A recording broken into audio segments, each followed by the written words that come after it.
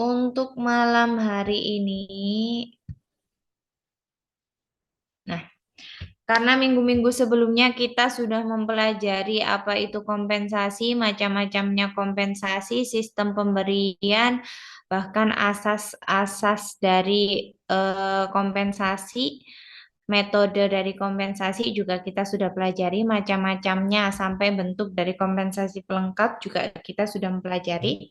Setelah kita mempelajari jenis-jenisnya kompensasi, maka malam hari ini kita sudah harus mulai untuk mempelajari tahapan penyusunan atau tahapan penetapan kompensasi atau gaji bagi karyawan. Nah, tahapan penyusunan atau penetapan gaji itu yang pertama dimulai dari analisis jabatan, yang kedua evaluasi jabatan, yang ketiga survei gaji, baru penentuan jumlah gajinya.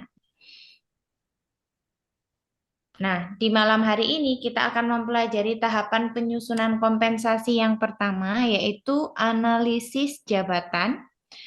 Secara garis besarnya, tahapan penyusunan kompensasi merupakan serangkaian langkah yang harus ditempuh ketika merancang kompensasi bagi tenaga kerja. Hal ini dilakukan agar kompensasi yang dihasilkan dapat dirasakan tepat dan layak bagi tenaga kerja.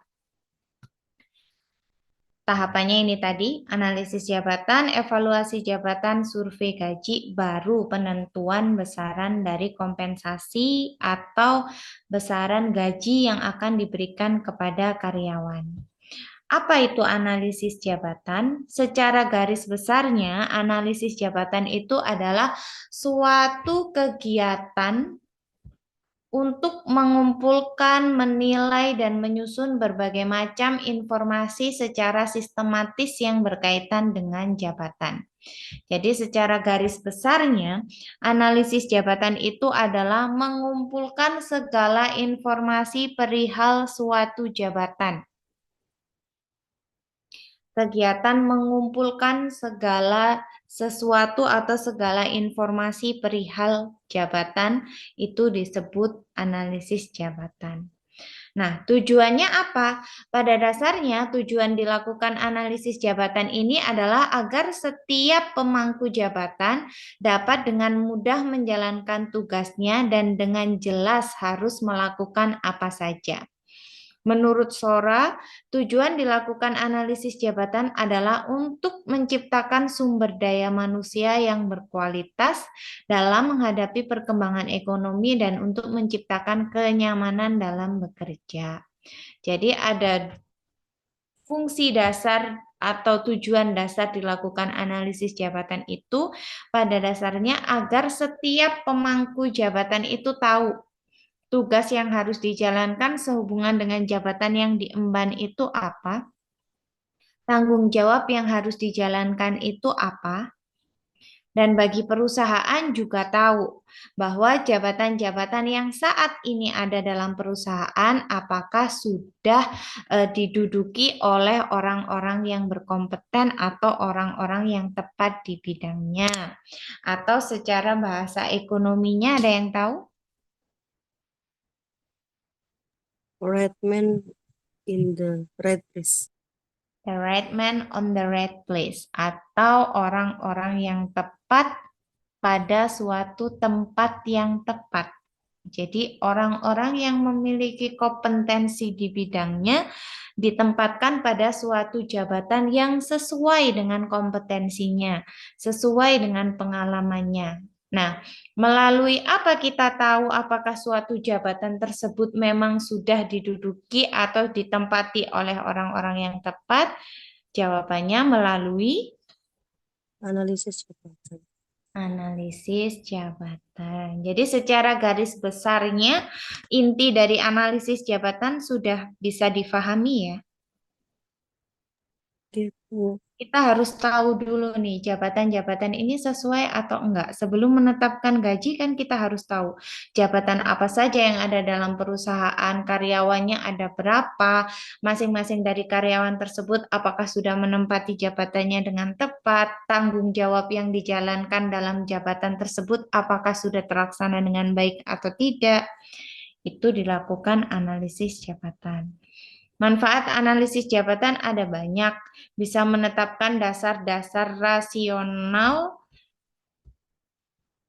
pengupahan dan penggajian yang objektif, menghapus persyaratan kerja yang dapat menyebabkan diskriminasi, merencanakan kebutuhan sumber daya manusia, dan lain-lain.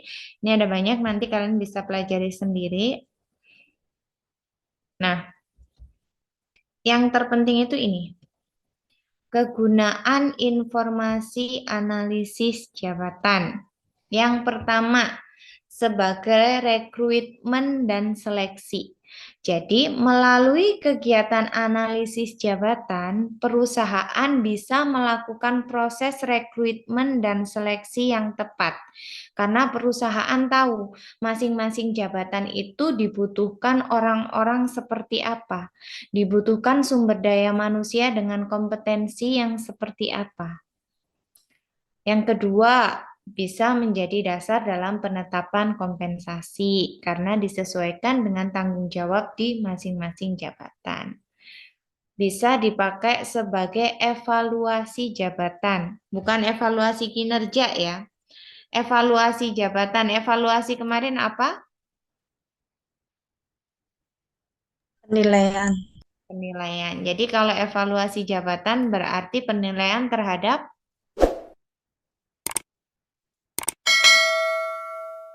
kalau evaluasi jabatan berarti penilaian terhadap jabatan yang dia apa ya, terhadap jabatannya Bu. terhadap suatu jabatan. Jadi kenapa informasi analisis jabatan ini bisa dipakai untuk menilai suatu jabatan? Karena evaluasi jabatan ini merupakan tahapan berikutnya dari analisis jabatan. Melalui informasi-informasi yang dikumpulkan, kita bisa menilai nih, apakah jabatan itu termasuk penting, termasuk kurang penting, atau termasuk jabatan yang biasa aja. Apakah dalam jabatan tersebut tanggung jawab yang dibutuhkan besar atau enggak? Jika suatu jabatan ternyata tanggung jawab yang diperlukan untuk menjalankan jabatan tersebut adalah semakin besar, maka penilaian terhadap jabatan tersebut gimana? Akan semakin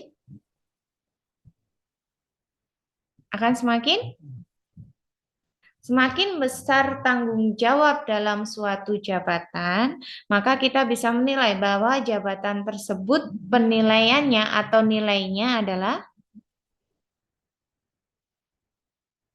nilai jabatan tersebut adalah Semakin tinggi Bu. semakin tinggi. Semakin tinggi nilai suatu jabatan, maka akan semakin besar kompensasi yang akan diterima. Next, melalui kegunaan informasi analisis jabatan juga bisa dipakai sebagai penilaian prestasi kerja. Jadi dengan kita mencari informasi atau mengumpulkan berbagai macam informasi seputar suatu jabatan, kita bisa menilai prestasi kerja karyawan tersebut. Apakah dalam menjalankan jabatannya sudah benar-benar dilakukan dengan baik atau tidak. Karena apabila suatu karyawan melakukan atau melaksanakan jabatan yang ditempati secara baik, maka dia bisa berprestasi atau menghasilkan prestasi kerja yang lebih baik juga. Kalau program latihan dan pengembangan, kegunaan informasi analisis jabatan untuk program latihan dan pengembangan, contohnya?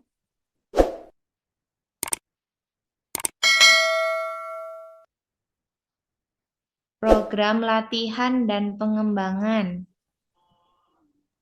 Contohnya leadership, Bu. Leadership, apa itu? Maksudnya Kepemimpinan, Bu. Seorang leader harus harus diberikan training, pelatihan, dan pengembangan dari sisi kepemimpinan, seperti itu. Pada jabatan mungkin supervisor atau manajer, karena dia punya tim. Oke, berarti dengan kita menganalisis suatu jabatan, dengan kita mengumpulkan, kan analisis jabatan tadi mengumpulkan segala informasi seputar jabatan yang ada di dalam perusahaan. Nah, setelah kita analisis, kita tahu informasi terkait jabatan tersebut, kegunaannya untuk program pelatihan dan pengembangan berarti apakah program pelatihan dan pengembangannya ini diberikan dan sudah sesuai dengan yang diharapkan, seperti itu, Bu. Benar. Jadi melalui informasi analisis jabatan ini kita bisa tahu selama ini program latihan dan pengembangan terhadap suatu jabatan yang diberikan kepada karyawan sudah tepat atau belum, atau masih perlu adanya pelatihan dan pengembangan lanjutan.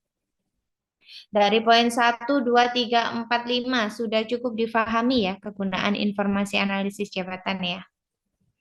Dari poin ini semuanya, mana kira-kira yang masih belum mengerti kegunaan informasi analisis jabatan?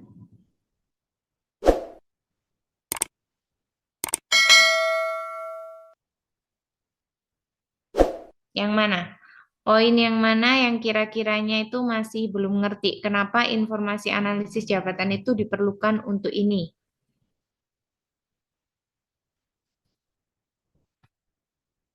Poin yang mana?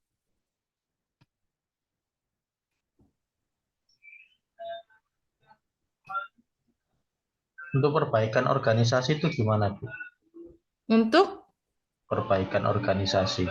Petunjuk untuk petunjuk perbaikan untuk organisasi. perbaikan organisasi. Oke, kita kembali lagi. Analisis jabatan tadi adalah kegiatan mengumpulkan segala informasi perihal suatu jabatan. Dengan kita mengumpulkan informasi seputar jabatan, perusahaan tahu nih, jabatan-jabatan mana saja yang selama ini ada ketimpangan di perusahaan. Jabatan-jabatan mana saja yang selama ini ternyata tidak dilaksanakan sesuai dengan peraturan perusahaan. Dengan kita tahu jabatan mana saja yang tidak sesuai dengan peraturan perusahaan, maka perusahaan bisa memperoleh petunjuk atau perusahaan bisa tahu nih jabatan-jabatan tersebut perlu dilakukan perbaikan atau tidak. Itu maksudnya. Jadi perbaikan organisasi ini adalah perbaikan perusahaan, petunjuk untuk perbaikan perusahaan terkait jabatan-jabatan tersebut. Misal ada penyelewengan di jabatan marketing, kepala marketing seharusnya bisa menentukan target penjualan melebihi dari bulan-bulan sebelumnya atau melebihi dari yang ditargetkan oleh perusahaan. Ternyata selama ini dalam jabatan tersebut itu terjadi penyelewengan. Sebenarnya sudah mencapai target, tetapi yang dilaporkan di perusahaan itu tidak mencapai target. Kenapa demikian? Karena adanya penyalahgunaan jabatan. Dengan informasi yang kita peroleh tersebut, kan perusahaan jadi tahu nih, dia harus melakukan perbaikan di mana? Di jabatan-jabatan apa saja nih yang perlu dilakukan perbaikan? Itu maksudnya. Sudah cukup difahami? Sudah? Ya, Bu, sudah, Bu. Terima kasih, Bu. Ya. Ada lagi? Yang poin mana? Ibu Nun Sewu, mau tanya. Berarti untuk analisis jabatan ini bisa dihilangkan ya Bu ya dari susunan organisasinya. Kalau misalnya memang dirasa bahwa jabatan tadi itu tidak efektif atau apa ya, apa sih gitu namanya buang-buang waktu ya, over terlalu banyak jabatan dalam satu struktur organisasi kan juga tidak baik ya Bu ya. Berarti kalau dengan analisis yang dimaksud dengan analisis jabatan ini tadi bisa dihilangkan dari struktur organisasi suatu perusahaan. Tergantung. Selama masih bisa diperbaiki dan jabatan-jabatan tersebut merupakan jabatan kunci yang ada dalam perusahaan, berarti kan salah satu jalannya diperbaiki, bukan dibuang. Kecuali memang jabatan-jabatan yang dirasa kurang penting atau selama ini itu sebenarnya tidak perlu. Kalau memang dirasa tidak perlu dan hanya menambah kos dalam perusahaan, ya sebaiknya dihilangkan. Itu. Misalnya seorang kepala marketing, dia ada jabatan lagi di bawahnya, dia ada asisten kepala marketing. Padahal selama ini harusnya seorang kepala itu kan pelaporannya ke atasnya lagi. Kenapa dia masih perlu asisten? Berarti kan nggak fleksibel, padahal dia bisa langsung terjun untuk langsung mengorganisasi atau memanage karyawannya yang jauh lebih fleksibel. Ya kenapa enggak? Berarti kan jabatan untuk asisten kepala marketing tersebut bisa dihilangkan atau dialihkan untuk ke jabatan-jabatan lain yang jauh lebih membutuhkan. Gitu. Jadi jabatannya ya yang diperbaiki seputar dengan jabatannya. Apakah perlu dibuang atau tidak kembali lagi kepada kebijakan perusahaan. Jika jabatan tersebut memang dirasa penting dan merupakan jabatan kunci, berarti kan kita tidak bisa menghilangkan, tetapi diperbaiki agar sesuai dengan standar-standar yang ditentukan oleh perusahaan. Itu sih. Baik, Bu, terima kasih. Ya, ada lagi yang ditanyakan seputar ini? Pemerkayaan pekerjaan, penyederhanaan pekerjaan. Saya, Bu, itu kan ada poin pemerkayaan pekerjaan sama penyederhanaan pekerjaan. Jadi ada ada dua perbandingan ya. Setelah diperkaya, disederhanakan. Nah, itu penjelasannya gimana ya? Oke, jadi kita mulai dulu dari pemerkayaan pekerjaan. Jadi sebenarnya pemerkayaan pekerjaan itu bukan dalam artian ditambah pekerjaan yang tidak sesuai dengan job description-nya ya. Yang selama ini misalnya divisi keuangan, jabatan misalnya kepala divisi keuangan harus mengurusi juga bagian SDM dan lain-lainnya, enggak. Jadi pemerkayaan pekerjaan ini, analisis jabatan atau informasi analisis jabatan itu bisa dipakai oleh perusahaan untuk memberikan pekerjaan di luar dari pekerjaan yang sebelumnya tetapi masih dalam job desk yang sama. Tujuannya adalah untuk memperkaya kompetensi atau menggali kompetensi lebih dalam lagi bagi karyawan. Misalnya selama ini kepala bagian keuangan, jabatan dalam bagian keuangan itu hanya mengurusi arus kas masuk. Dia kan pahamnya cuman arus kas masuk aja kan, kayak cash flow kas gitu kan. Nah, pemerkayaan pekerjaan ini jadi ditambah lagi pengetahuannya atau kompetensinya, misalnya ditambah dengan urusan mempelajari atau mengenal perpajakan penghasilan bagi karyawan seperti itu. Jadi selain mengurusi arus kas, dia juga diminta untuk belajar atau mempelajari perpajakan. Selama dalam satu job desk yang sama, itu boleh dilakukan. Untuk tujuannya untuk itu, menggali lebih dalam lagi kompetensi karyawan dan juga untuk menghilangkan rasa jenuh. Karena kalau kita bekerja di suatu perusahaan, kalau hanya melakukan pekerjaan yang itu-itu saja untuk jangka waktu yang panjang, pasti kan karyawan akan menemui yang namanya titik jenuh. Dan kita juga mungkin kurang menggali kompetensi yang harusnya justru bisa dikembangkan oleh karyawan tersebut. Nah, melalui analisis jabatan, perusahaan bisa tahu atau bisa melakukan pemerkayaan pekerjaan seperti itu tadi.